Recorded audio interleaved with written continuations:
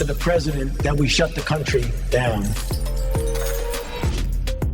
First of all, I didn't recommend locking anything down. I didn't recommend locking anything down. I didn't recommend locking anything down. I didn't recommend locking anything down. I recommended to the president that we shut the country. Broken Truth. We're back. Today I have the lovely and talented Clinton Ohlers with me, and it is wonderful to see you again, Clinton. How are you? Well, it's great. Great to be here, John. How are you doing? Living the dream, sir. Living the dream. Unfortunately, the dream is sometimes a nightmare when the news comes out that validates so much of the work we've been reporting on for the last couple of years. Yeah. This news is about Dr. Patrick Soon-Shiong, who did an interview with Tucker Carlson last week and pointed out, that there are risks of cancers now with children that he says are contributed to by the spike protein created by the vaccine and from COVID. You've had a chance to see it, it's pretty rough. Well, it reminded me some of Dr. Sucharit Bhakti, a German doctor of Thai descent, who before, literally as the vaccines were being rolled out, and even before, I think based off of the Pfizer data and based off of what he knew of the physiology of how these vaccines would affect the body, he predicted all of this. All the things that we're hearing on that Tucker Carlson interview was predicted literally at the front of the rollout in terms of these turbo cancers. The idea that you've got cancer occurring in, a pancreatic cancer in a child as young as 10, or actually 13 was the case. And then in 10 or 11-year-olds, you're having colon cancer. Right. Right. And then, others are talking about this too, like Dr. William Marcus talking about they're seeing in 20-year-olds, a type of cancer that normally is reserved for people 70 years and older. So for the first time, they're seeing it there. So this was an important interview. But what I want to impress is this is not a surprise, right? No. To people who understood how the vaccine would work physiologically, this was the inevitable consequence. And it does, to me, it leads a lot of questions about how this even came onto the market in the first place. And if Dr. Sucharit Bhakti knew, how did everybody involved not know? Right. And I also want to point out that Dr. Soon-Shiong is also the owner of the LA Times. So it's an interesting little data point. But how about we roll a few minutes of it? This is about a 5-minute clip, collection of clips from the interview with Tucker. Great. I think it's really powerful, and let's get going on it.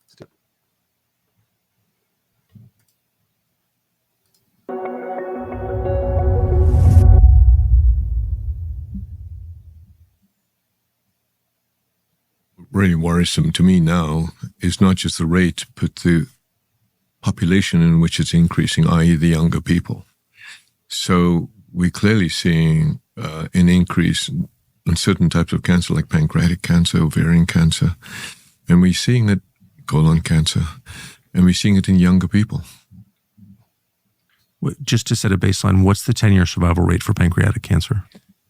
It's horrible. I think, if you have pancreatic cancer today, I don't think there is a 10-year survival rate, so to speak. Yes. What there is, however, if you have patients who are what we call failed all standard care, the survival rate is in months. You measure it in 2 months. Yes. That's certainly my understanding, having watched a lot of people die of it. So advanced pancreatic cancer is a death sentence. Where are you seeing it now? Well, I got to tell you a really concerning story. It's not only am I seeing it now, I'm seeing it in younger people. And for the first time in my career, when I left UCLA, I was doing all the Whipples, which is a surgery to actually remove most of the pancreas, a very big operation. You're a surgeon as well. I'm a surgeon. Yes. And I was also doing pancreas transplants for type 2 diabetes and islet cell transplants and stem cell transplants. So I had this diverse activity as a UCLA assistant professor. But I never saw pancreatic cancer in children. And the greatest surprise to me was a 13-year-old with metastatic pancreatic cancer that the family called us to help. And to me, that was not only devastating, it emphasized the idea that we're seeing people with higher incidence of pancreatic cancer and younger. Right now in our clinic, we have 45-year-old, 50-year-old. And what was sad about this young boy, by the time he came to see us, he had exhausted all standards of care. And he came from Butler, Pennsylvania. And all the major medical centers really had exhausted all their therapy. And by the time he came to see us, his body was ridden and he passed away. That's how many 13-year-old pancreatic cancer patients have you seen? Never. Never. I inquired around because it bothered me so much now of why this is happening. So Dr. Stephen Day, who was a good friend who was trained with me at UCLA when I was at UCLA, he's now at the Angeles Clinic, and I called him and he said, listen, Patrick, I'm now seeing an 8-year-old, a 10-year-old, an 11-year-old with colon cancer. Colon cancer. We've never seen that. We're seeing now 30-year-old, 40-year-old ladies, young ladies with ovarian cancer. So this is a real phenomenon of a rise of cancer in early people, in young people, and really need to get to the bottom of that. So certain kinds of throat cancer are caused by viruses as well, correct. Right? If you get HIV, you get Kaposi sarcoma. Yes. So we call that oncogenic viruses in medical terms, meaning viruses that are induced carcinogenic. And the fundamental basis for that are threefold. The hallmarks of an oncogenic virus is one, it must persist. And why? Because it continues to create inflammation. And why? With inflammation, you get suppression because your body's trying to suppress it. It must inhibit the thing called P53 that's in your body to try and protect your body from not having cancer. And if it persists and causes inflammation and inhibits P53, it begins to have the hallmarks of an oncogenic virus. So then the question is, does COVID, whether it come from the vaccine, which is the spike protein vaccine, or from the infection, which is spike-driven, that gets into every cell of our body, because it goes through the cell of the body? It goes wherever you have this thing called the ACE2 receptor, which is in the blood vessels. So wherever you have a blood vessel in your body, it's where it's going to go. And if it has an ACE2 receptor on that blood vessel, that's where it can go, because that's the purpose of the spike protein, to penetrate, to hijack that ACE2 receptor and get into their cells. So that's why it gets in the pancreas. That's why you have brain fog, because it disrupts the blood vessels of the brain and causes mitochondrial dysfunction. That's why in the colon, which is a high, and the GI tract is a high ACE2 receptor. That's why pancreas is a high ACE2 receptor, where that's why you people have, in the heart, you have dysfunction. You've seen young people who have sudden heart attacks all of a sudden. You see young people with pancreatic cancer all of a sudden. You see young people with colon cancer all of a sudden. So is it by coincidence that post-COVID infection, post-COVID vaccine, we're seeing all these events where we know the spike protein goes there? I don't think so. I think it's not a coincidence. So the question is, can we prove, is this what I call long COVID virus persisting? And the group at University of California, San Francisco, has now definitively proven that and published that in papers like Nature.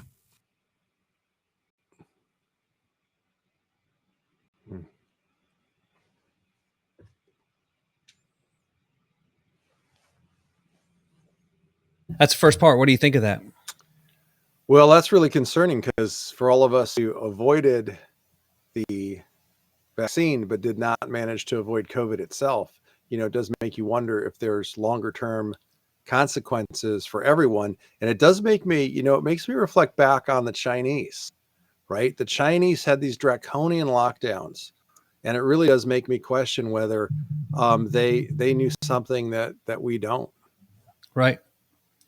It's well, there was so much espionage and dirty tricks going on throughout COVID, against our own people, against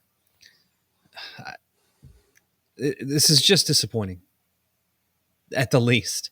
We covered this in our NIHGate work, and part of that was, the National Cancer Institute had evidence in 2021 that there was a spike protein concern with P53 induced cancers, and here he is saying all of this stuff that we reported, and for some reason the NIH and the NCI chose not to release 490 pages that would have probably implicated their awareness of the issue, because they were now, in 2021, they were suppressing studies that showed this link. Now here we have it again. And who wins? Who wins when they kick the can down the road like this? I think it would be valuable to know, are these cases he's talking about, these 10 and 11 and 13-year-olds, were they also vaccinated? Because I would have to suspect that they were in fact vaccinated, because the quantity and the duration of the spike protein, if you've had vaccination, is so much more significant than if you have just had quote unquote natural infection, right? A misnomer, because it was never natural. It was man-made to start with. But if you caught the virus as opposed to catching the mRNA vaccine by way of a shot, right, you have a much lower and much less long, much shorter duration of spike protein in your system. So I would think that even if one of those examples was from virus originating spike protein, probably at least 3 of the other 4 would be from the vaccines. But that would be great information to have. Yeah, this is obviously not the end of the story, but it is definitely an expected plot twist. Let's keep going. He's about to talk about how leadership betrayed us.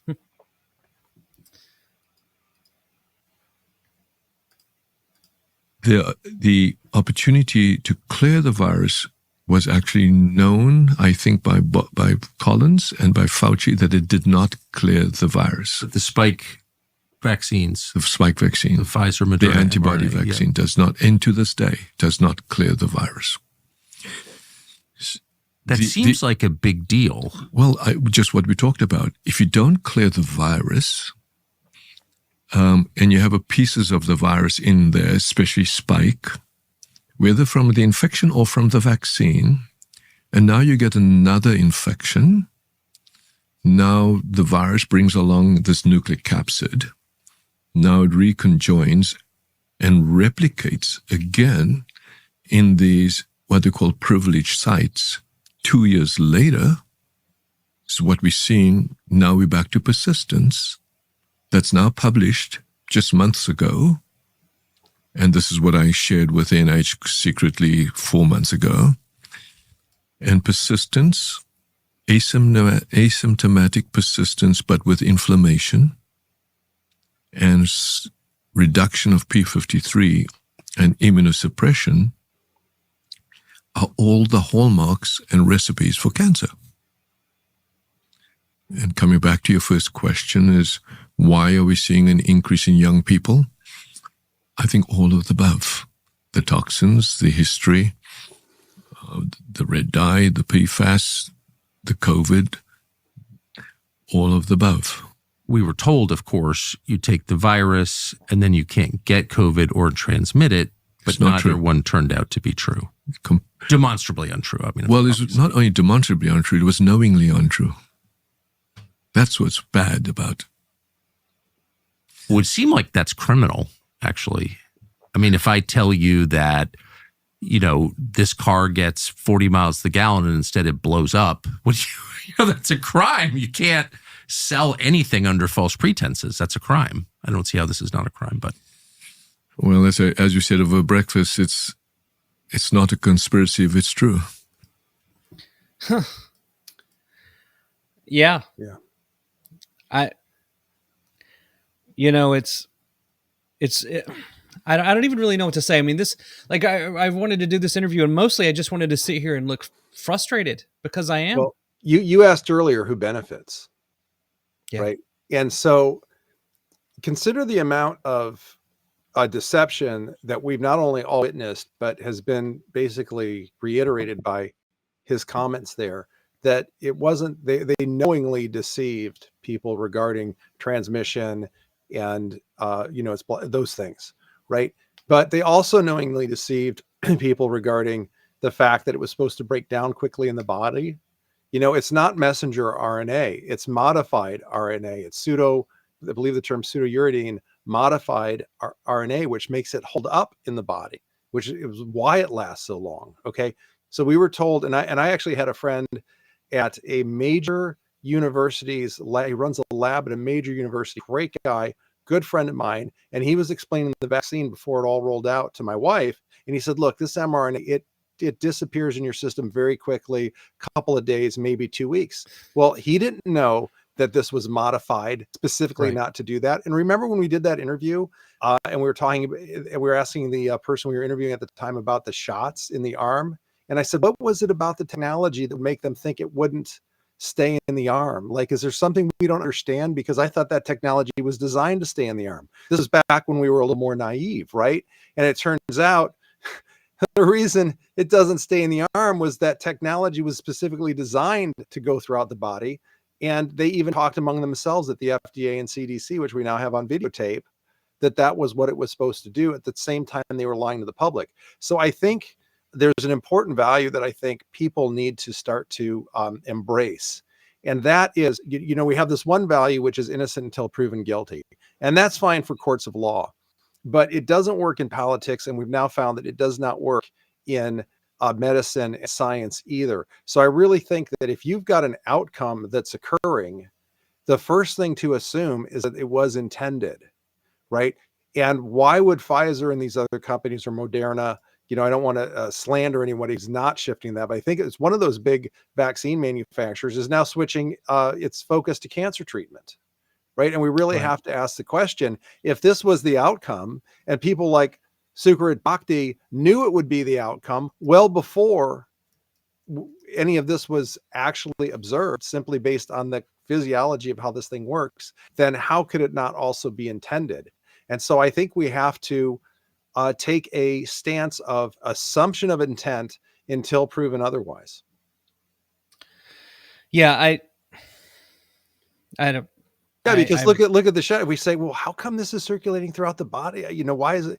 Well, it was intended to, right? How come it's not breaking down quick? Well, because it was intended to. So how come it's causing cancer? May that also have been intended? And this opens the door to critical review of history. You go back to the 90s. There was the Egyptian UN meeting where they discussed population control. And then you start looking at like fentanyl rolled out shortly after. Like all these negative things started really happening. And you could start asking questions. Okay, you remember when Tedros got very upset and said it was racist to consider doing vaccine clinical trials for COVID vaccines in Africa? Mm-hmm. He said this kind of racism would not help. And so that was a very curious statement from them and how passionate he was about it. It's hard not to look at this through the lens of a betrayal of humanity. Mm-hmm.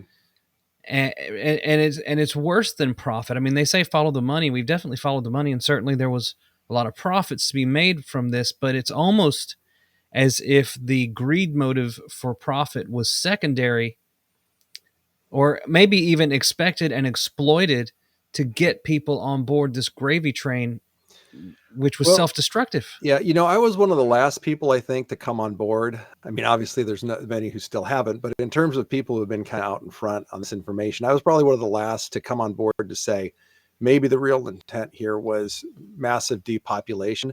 But look at fertility, okay? Just take that alone. So you've got a situation here where within a year after the rollout of the vaccine to the demographic globally, reproductive demographic, so you're 20 and 30 years old, right?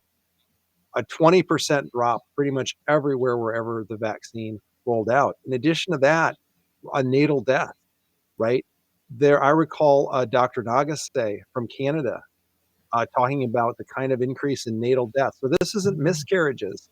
These are viable fetuses that just die before they're delivered.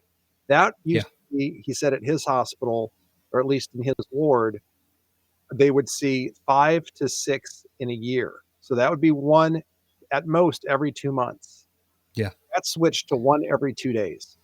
That is an extraordinary, that's a 20, I think that's a 26, 2,800% increase in this. And so again, you've got to say the first thing that people were concerned about, the very first thing, and the thing that the Japanese were concerned about was this protein mimics a very important placental protein. If we immunize against that, will we be immunizing mothers against their own placentas? Fertility was the first thing that was caused. And I remember when my parents asked what I thought of it, and I was still a little bit naive, we thought, well, the benefits seem to outweigh the risks. In particular, you're not going to have any more kids, right? The only thing that I had heard at that time that I thought was credible was that it might affect fertility. Yeah. You just wouldn't believe that educated medical leaders would do this. Yeah. You just couldn't imagine. Like when I see them now, there are doctors that are on Twitter and whatever, and they still push the vaccine for pregnant mothers. I mean, it's beyond criminal. It's what we're going to get into Francis Collins in a little bit, and his pushing the vaccine for pregnant mothers, I agree, I think was probably beyond criminal given the evidence he should have had at the time he was doing this. So yeah, let's keep going. I mean, this next part definitely takes it to a darker level, but I think look, you've got a prominent UCLA medical doctor saying this stuff now. This is not in the realm of conspiracy theory, but look what they did to him. Look what was done to him. He was he was under consideration for the NIH in 2017. I think Peter Thiel had nominated him to the Trump committee that was coming in to the new administration as being the head of NIH, and Francis Collins panicked and sent out a request for help. But look who he was working with. This is gross. But worse, I've since discovered, not by my inquiry, but it's been revealed to me, emails of how Francis Collins and some politicians work hard to prevent me from even becoming head of NIH. And I think that was the motivation all the way downstream, that we asked, okay, so what happened to this vaccine? So I called the FDA and said, okay, I can't do a randomized placebo-controlled trial now because you got Pfizer's Moderna vaccines all over the place. So let me be the booster. And Peter Marks, to his credit, was the one who said, absolutely. Peter Marks, to his credit, was the one who says, I'm worried about this COVID vaccine and this long COVID. I want to study the effects of this vaccine. Peter Marks would then say to me, Patrick, fine, go ahead. I just want to point out, too, the doctor had actually created his own, they use the term vaccine loosely for a T-cell boosting injection that would help you fight off the disease without an actual vaccine. Everyone should go watch this interview. It's about an hour and a half long, but it's really powerful. This is how they railroaded Dr. Soon-Shiong's different kind of vaccine that wasn't mRNA based and wasn't spike protein based. Yeah. And so it wouldn't have had these negative effects, and it would have been a competing, safer alternative. Yeah. And look, he could be biased. It's his own product. I don't know the details. Again, I'm not the scientist or the researcher. I'm just a guy saying, hey, look, he had an alternative, and this is how they treated his alternative, even when they, as Peter Marks told him, there was a concern. I injected the first 3 patients as a booster. I get the call from the FDA to say, you have to stop. I said, why? To this day, they never explained to me it wasn't Peter. It was people around Peter said, you must stop. It was during the Biden era. And I think there was this, sadly, I'm not a conspiracy theorist, but now I've come to realize it truly was a deep state inside there that had a motivation beyond, it's sad to say, it's the most devastating to say, beyond public health. That's so powerful. Mhm. That's so powerful. It was a motivation beyond public health. What in the hell was it? Yeah, and that's why I say I think it's. I mean, it's hard for me to see that this was just financial. I mean, it could just been a financial incentive, and I would be more than happy than anyone else to come to be persuaded of that. But you know, If it does seem like we at least have to consider the possibility that maybe depopulation was the original intent. or depopulation, or I mean, and you look at the borders opened up today. It comes out, you've got interviews with illegal immigrants who were saying it took a week to get a social security number. Yeah. What? Yeah. This was what they were doing. They were. This was this replacement theory thing. Is that what they're talking about? Is this it? Is that how it would look? Yeah, well, Ed Dowd just had an interesting, it's too bad we don't have that clip, but he said, you know, it is coincidental. In other words, we're all looking at coincidences here. I don't want to come off and say, yeah, I'm sure Right. this was depopulation, but it's awfully coincidental. And Dowd, and I just saw a tweet from him in an interview he did, I believe, with Alex Jones. It was with Alex Jones, where he's saying, look, it's kind of odd that they give one portion of the population all of this vaccine, right? And he said, you know, in his opinion, it really looks like they were trying to get rid of baby boomer pensioners, right, who are going to be an economic drag on the economy. And then you bring in all of these younger foreign nationals as part of replacement, and then you create an inflationary scenario. Like that, he's saying that we really need to consider that was the intent. So what we're talking about are some of the smartest people on the block now are coming to the conclusion that some pretty radical conspiracies have to be considered as potentially the most plausible solutions for all of the evidence we have. And that's the true use of Occam's razor, right? You want the simplest, sufficient explanation, but a simple explanation is not sufficient. You've got to go further to say what other complexities might be occurring. Right. I mean, this is human nature. This is politics. There's so many different forces and organizations with their own agendas, all pulling and pushing and trying to sway public opinion. And let's keep going. Let's keep going. And you know, I just tweeted recently of how so few people could hurt so many. And that's why when I tweeted about finally we have the right person in HHS with Bobby Kennedy who will take this on, and that we have doctors that will be like Marty McCary, who I don't know, but I do know he's a surgeon who can understand and touch and feel what it means to be there on behalf of the patient. And my support for that, I think we have a chance now to completely turn this around. I think the main culprit really sitting there was Francis Collins. And he controlled, I mean, I had shared with President Trump that Francis Collins should not be the NIH director. He offered me a job. Peter Thiel nominated me. And I've since found emails of Francis Collins sending an email to a politician that alarm bells, Peter Thiel has nominated Patrick Soon-Shiong. We have to find a way to stop it. Why? To this day, power, greed, political need. So I can't give motivation to that. All I can tell you is when I saw that email, I was devastated that somebody would actually go to that extent and then send that same email to the CEO of Bio, which is all big pharma. And that CEO of Bio said, let's go to Google search to find some dirt on him. Dirt on you? On me. To stop me from being nominated to be head of NIH or whatever. Let's Google him to stop him? Let's Google to find some dirt, some bad stuff, negative research, whatever they want to find. They probably couldn't find any dirt on me, but That was the interchange between them on email.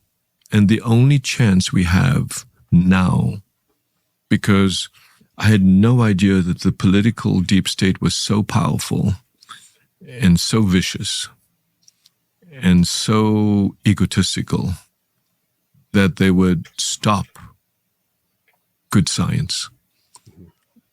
So now I'm out there speaking because the drug got approved.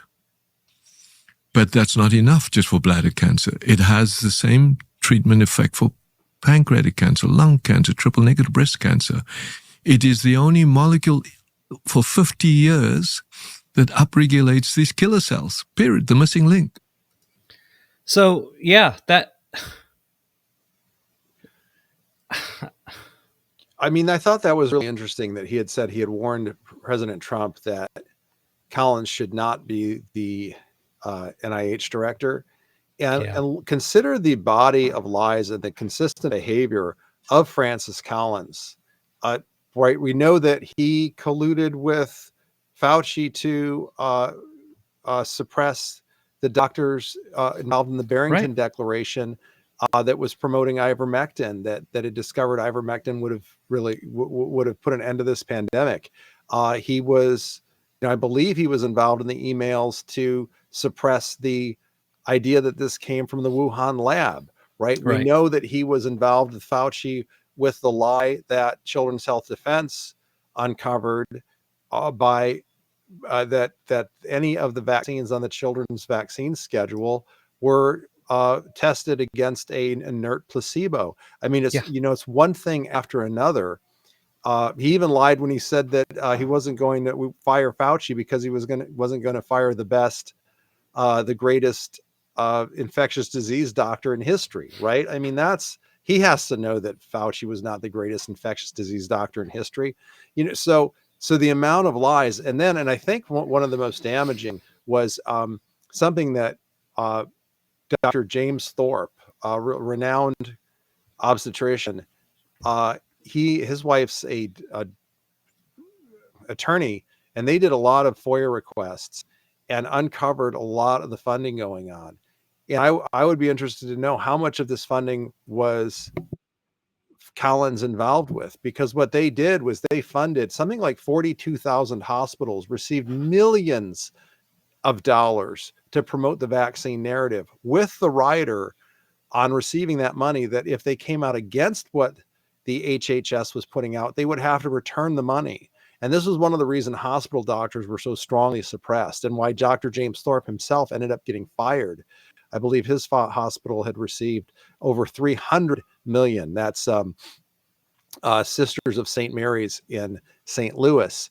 And so there was bribery at all levels. He's got another article. This is at America Out Loud. If you go to America Out Loud and you search the Thorpe's webpage, there's another fantastic article there about how they basically bought off the obstetrician, the American, gynecological and obstetricians. 60,000 doctors were now being instructed by their national associations to push the vaccine on pregnant women.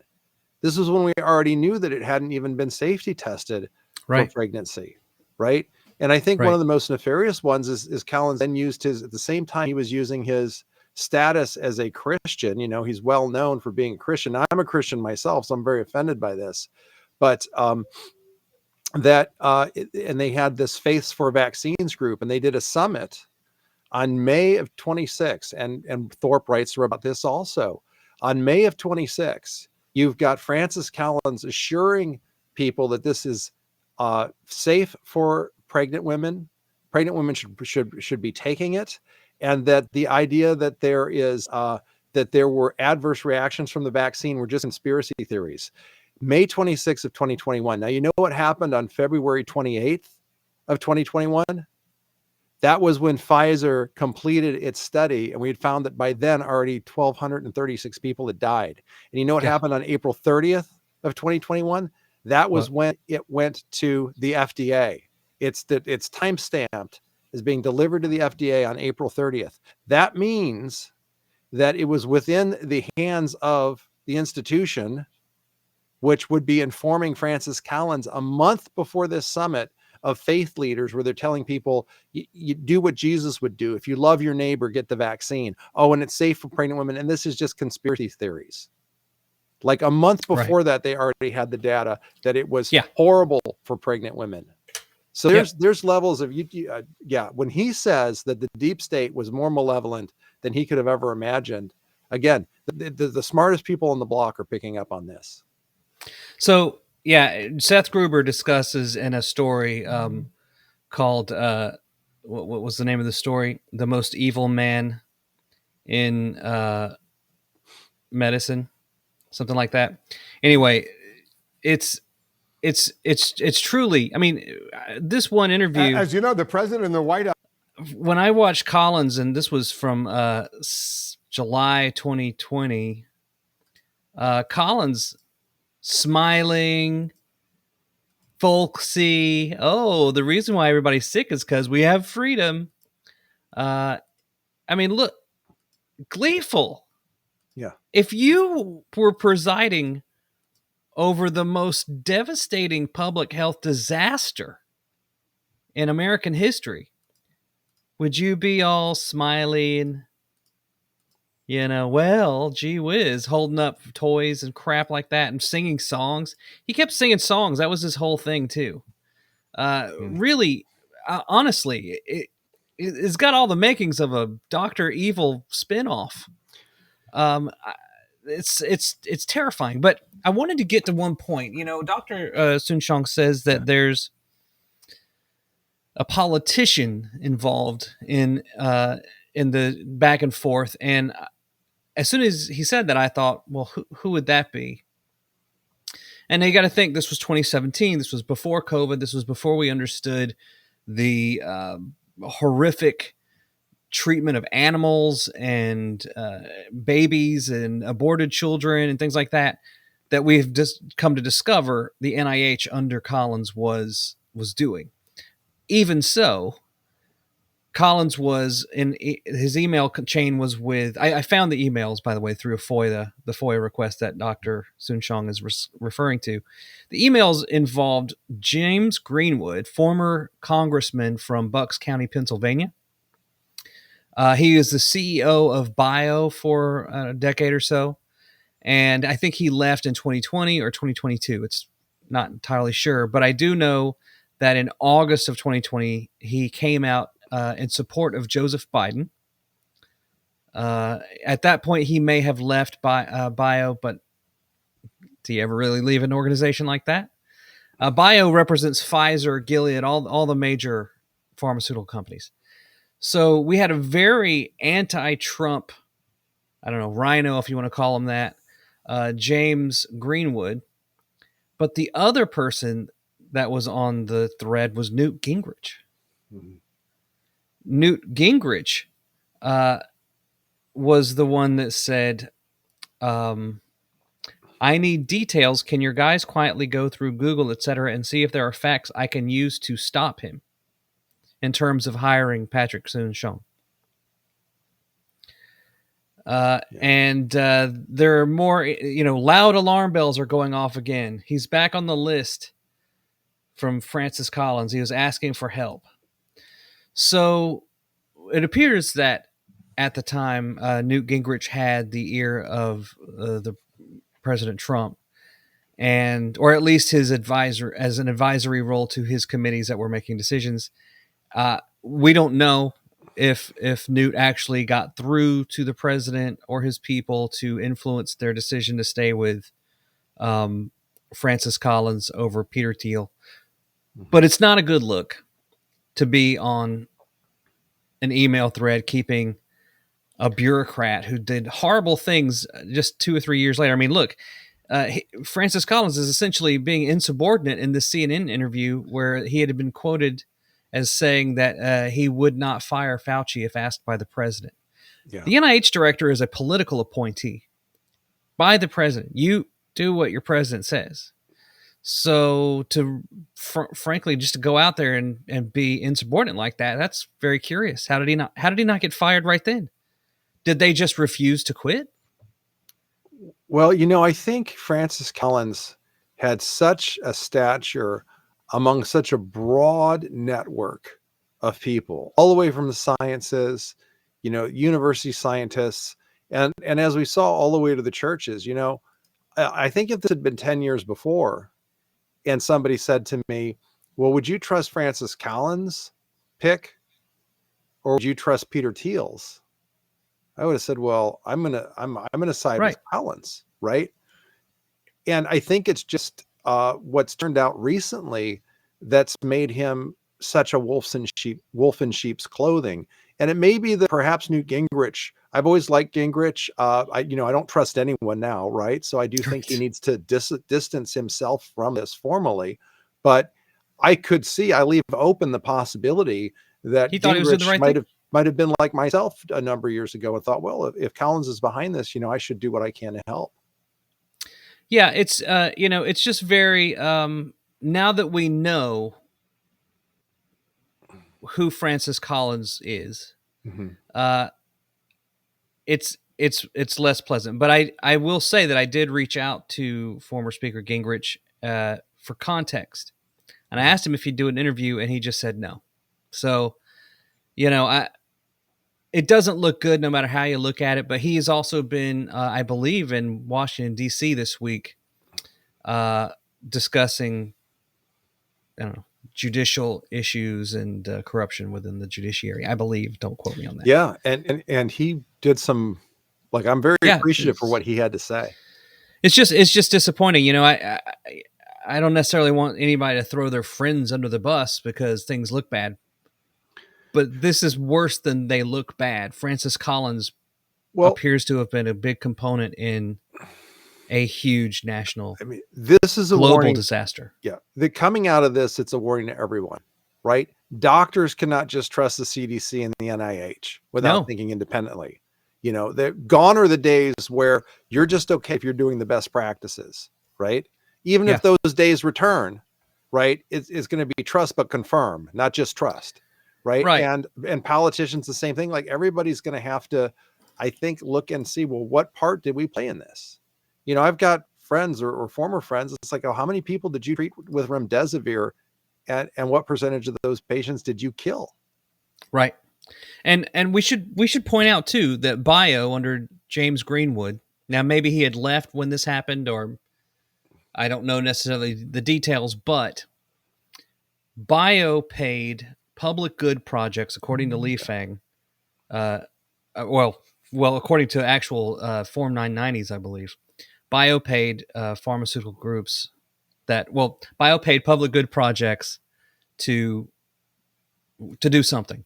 And what did public good projects do? They created Shots Heard, or they took over Shots Heard, which was a sort of private flash mob group that would attack doctors if they said things on social media that went against the narrative. Yeah. And how would they attack doctors? Well, as we covered in our SHOTSGATE stories, they would file medical license complaints against doctors like Mary Talley Bowden, who we interviewed Dr. Bowden a few years ago and showed her, we had been given internal documentation and posts from these Facebook groups where they were bragging about getting, medical license boards to take on doctors that spoke out. This is just horrible. It's really just unbelievable, the effort that was put to suppress this information. It's not science. It's something else. Yeah. It's politics. Well, you talked about his folksy manner. Yeah. And let me read a quote here from that summit that I mentioned. Here's Collins speaking. Yeah, there's lots of concerns out there about possible side effects. We've not seen those conspiracy theories turning out to be true. We certainly have no evidence that this causes infertility. You probably heard that one. There's actually no evidence that this is any way harmful to pregnant women. In fact, probably beneficial because they have a high risk of serious illness from COVID-19. They're still collecting that data. Okay, this is the month after that data had been delivered to the FDA. We had 1,200 deaths, over 1,200 deaths, and we knew that the most at-risk group for getting this vaccine had to have been pregnant women and their fetuses. But you see how that folksy manner that you referred to earlier, you've heard these conspiracy theories, he just throws it in. He's not even saying, hey, those are conspiracy theories. He just throws it in. It's I think it's very polished to deceive, or to, maybe he's just, a doddering tool and doesn't know at this point, and he's a month behind his institution's own data. But as James Thorpe said, I said, could Collins have not have known? And Thorpe said to me, well, if I knew, he knew, right? He's the head. Right. So, well, and also you can see, like, yeah, they were doing takedowns, the NIH and NIH and Fauci and all their gang. They had people in the FOIA department that taught them how to get around FOIA requests. Maybe it was misspelling things or using Google accounts versus using their actual official emails. There were tips and tricks that they had that they shared to communicate without trace. And what were they saying there? And I think that this is theater. Google's a crime scene, apparently. Gmail. Yeah, and I think this was theater right down to the last, oh shucks, y'all, right? In fact, that might be something we could see Collins and Fauci having something in common with. I mean, Fauci was such a smooth liar. He was so bad, I would bring my kids out to the TV to watch Fauci, and I'd say, kids, doesn't he look like a nice grandpa or a great uncle? And he's well dressed and he's sharp and he's smooth and he seems so concerned. And then I point out everything this guy's saying is a lie. And so this was polished delivery designed to deceive. It's horrible. And you know what the sad thing is? The people that believed them the most, that trusted the science, they're the ones that got the majority of the shots. They're the ones who are now, they are going to bear the full burden of the risk from, 8, 9 boosters at this point. Well, right. Remember our interview with Maddie DeGarry, right? Yeah. Or Stephanie DeGarry about her daughter, Maddie. I mean, those kids ran out to try to help society by being part of the trial, not knowing that the CDC and FDA had already communicated amongst themselves about virtually all of the adverse events. It turns out there'd be more that they hadn't predicted, but the ones that Maddie experienced at the very same time it was being denied among her doctors, right? Among the people running the trial, and the CDC had already discussed this stuff 3 months earlier. I mean, it's unbelievable. Well, I think it's ultimately very disappointing. I think I would hope that former Speaker Gingrich, I hope he regrets in being involved in this at all, because what it looks like is he was working with a guy who was insubordinate to the president of the United States and may have betrayed his own country. I mean, the ramifications of all of it it's so profound. It's it boggles the mind. It's why we made Epidemic of Fraud, right?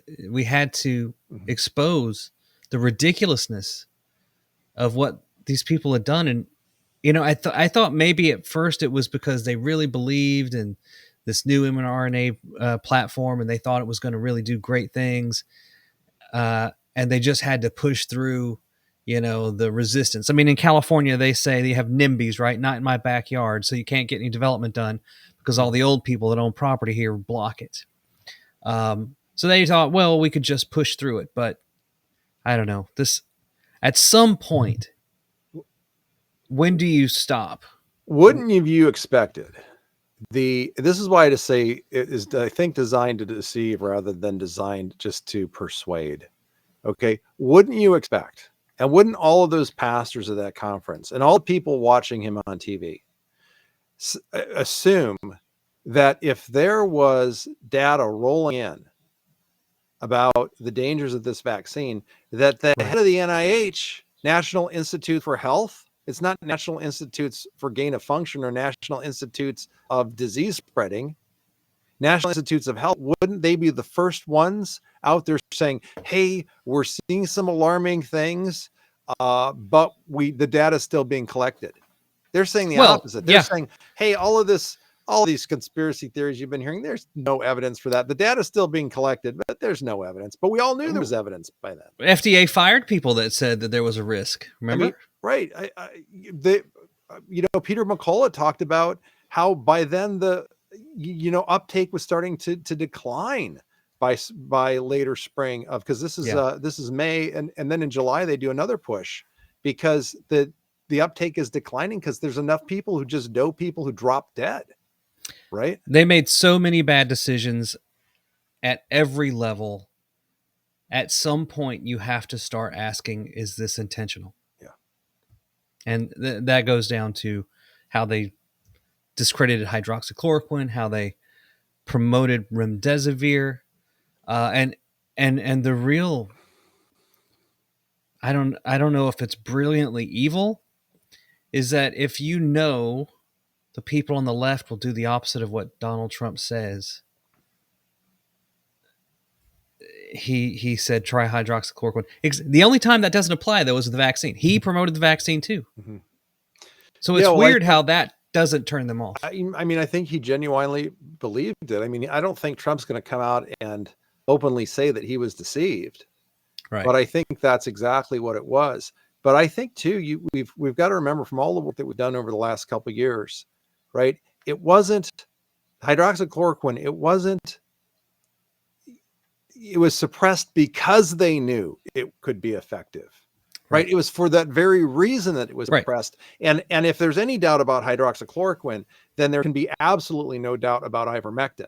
Right. Now, there's no doubt about hydroxychloroquine, but the proof is that the narrative against ivermectin was so detached from reality or for science that it was absolutely because they knew ivermectin worked that they were suppressing that one too. So basically everything that they knew worked, they suppressed up into and including monoclonal antibodies, which was an expensive therapy, right? So people say, well, if it was really about money, why suppress an expensive therapy like monoclonal antibodies? But they suppressed that too. Anything that worked, they suppressed. Right. It's a mess, Clinton. Everybody, you should go check out the full interview on Tucker Carlson Network. I think he's posted it on X as well. And can I add something? Sure.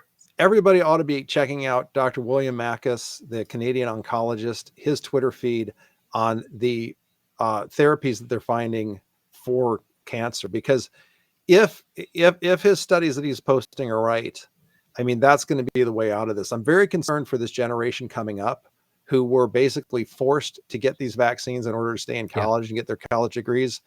From the looks of it, they will be the most cancer affected generation in American history and in human history.